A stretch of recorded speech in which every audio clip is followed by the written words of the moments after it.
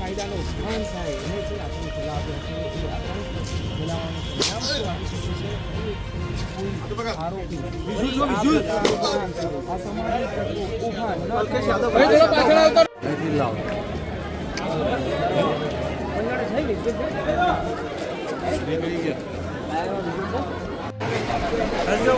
રંજીતભાઈ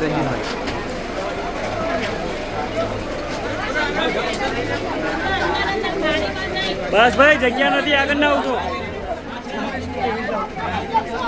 જગ્યા નથી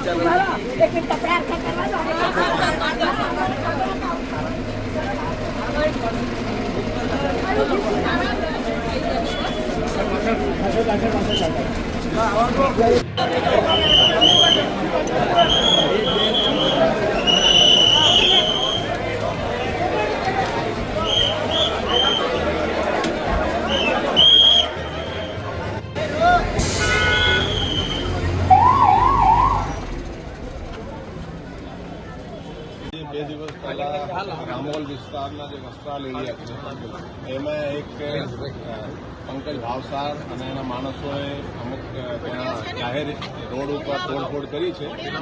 આજે પંકજ ભાવસાર છે હમણાં જ પાસામાં એનો પાસામાં જઈ આવ્યા છે અને સામેવાળા જે સંગ્રામ છે એ પણ પાસામાં જઈ આવ્યા છે. એ લોકોએ જાહેરમાં જે વડાએ ફેલાવવાની કોશિશ કરી છે એની અમે બહુ ગંભીર નોંધ લીધી છે અને પોલીસ ખૂબ જ કડક કાર્યવાહી એમાં કરી રહી છે. અત્યાર સુધી 14 આરોપીઓ આપણે પકડી લીધા છે.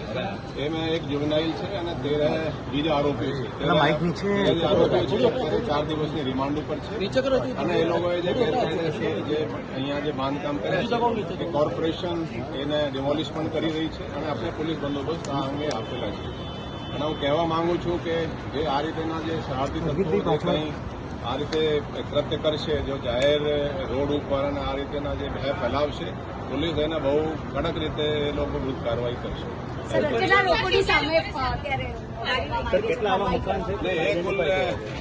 પૈકી 7 જે આરોપીઓ છે એના પ્રોપર્ટી કોર્પોરેશન તરફથી આઈડેન્ટિફાઈ થઈ છે જે બાંધકામ ગેરકાયદેસર છે. એ લોકો વિરુદ્ધ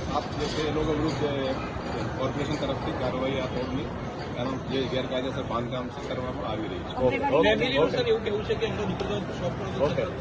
એ તો એ જે છે બધા જે આપણે આરોપીઓ પકડ્યા છે એ બધા સીસીટીવી અને પુરાવા આધારે પકડ્યા છે અને ભવિષ્યમાં પણ કોઈ એવા કૃત્ય કરશે તો પોલીસ કડક કાર્યવાહી કરશે.